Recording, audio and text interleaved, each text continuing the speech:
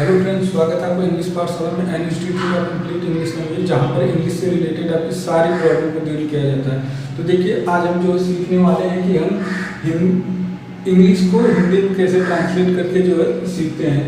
तो देखिए, बेसिकली जो है हिंदी में जितने भी वर्ड होते हैं हम उसको इंग्लिश में कैसे लिख सकते हैं, वही आज हम सीखने वाले हैं। तो चलिए देखिए, हिंदी जो है, हिंदी में देखिए कोई भी वर्ड है, जैसे मान लीजिए क है, क देखिए क धन अ से मिलकर जो है क बना होता है। ठीक है, क धन अ से मिलकर जो है क बना होता है। इसी तरह इस क के लिए के होता है और इसके लिए ए होता है। तो ये जो है इस क के लिए के ए हो जाएगा। देखिए, इस क के लिए इसी तरीके से। तो चलिए अब देखिए, इसी तरह हम देखेंगे कि सारे जो वर्ड हैं उन सब के लिए क्या क्या यूज होता है। तो देखिए, क के लिए के ए होगा, ख के लिए के एच ए होगा, ग के लिए जी ए होगा, घ के लिए जी एच ए होगा, अंगा के लिए एन ए होगा। इसी तरह च के लिए सी एच ए होगा, छ के लिए सी डबल एच ए होगा, ज के लिए जे ए होगा, झ के लिए जे एच ए होगा, आर के लिए एन ए होगा।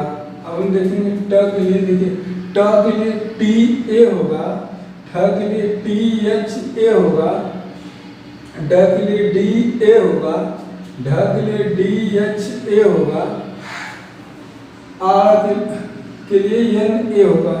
इसी तरह त के लिए टी ए होगा, थ के लिए टी एच ए होगा, द के लिए डी ए होगा, ध के लिए डी एच ए होगा, न के लिए एन ए होगा।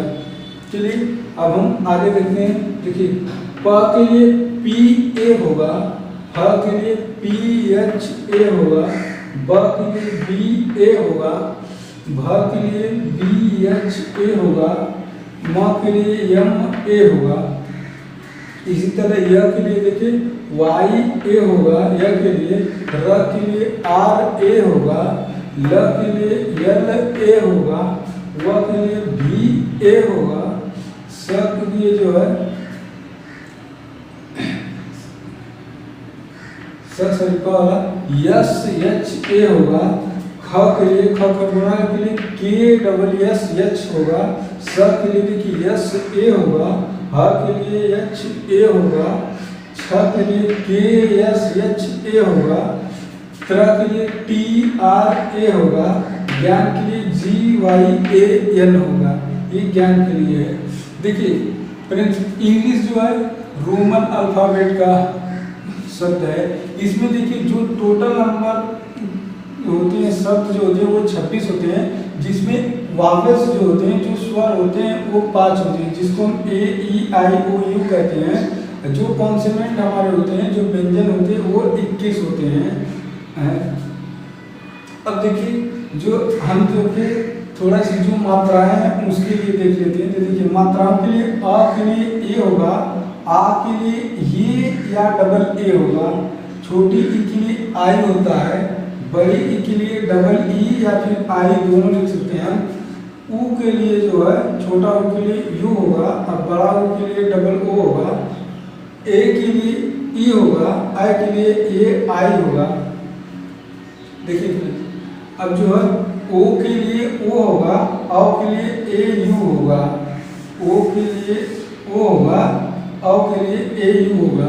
देखिए सबसे बड़ा कंफ्यूजन ये है ना कि मतलब इंग्लिश को पढ़ते समय कि कहीं पे देखिए कोई वर्ड साइलेंट हो जाता है। जैसे देखिए के एन आई एफ ई, जब इसको पढ़ेंगे नाइफ, नाइफ मीन्स चाकू होता है। तो देखिए यहाँ पे के साइलेंट हो गया, हम सिर्फ नाइफ पढ़ रहे हैं। लेकिन अगर हम काइट को पढ़ेंगे के आई टी ई, तो ये काइट है, यहाँ पे के मौजूद है, यानी यहाँ पे के साइलेंट नहीं है। इसी तरह देखिए जो अगर हम पुट लिखते हैं तो P U T put, put means रखना होता है, लेकिन जब हम लिखते हैं B U T but, but means लिखी हो जाता है, लेकिन यहाँ इसको बट पढ़ा जाता है, इसको पुट पढ़ा जाता है। ऐसा क्यों होता है? तो देखिए इंग्लिश जो है विदेशी भाषा है, इंग्लिश में देखिए 26 तो वर्ड होते हैं, लेकिन जो इसके साउंड होते हैं वो 44 होते हैं, जिसको हम इंटरनेशनल फोनेटिक नोटेशन कहते हैं। ये जो है ये 44 तरह के साउंड होते हैं। जो ये 44 तरह के साउंड है, यही सारा खेल है इसी को सीखना। अगर जो इसको मतलब सीख लेगा वो जो है बेसिक इंग्लिश तो सीख ही जाएगा।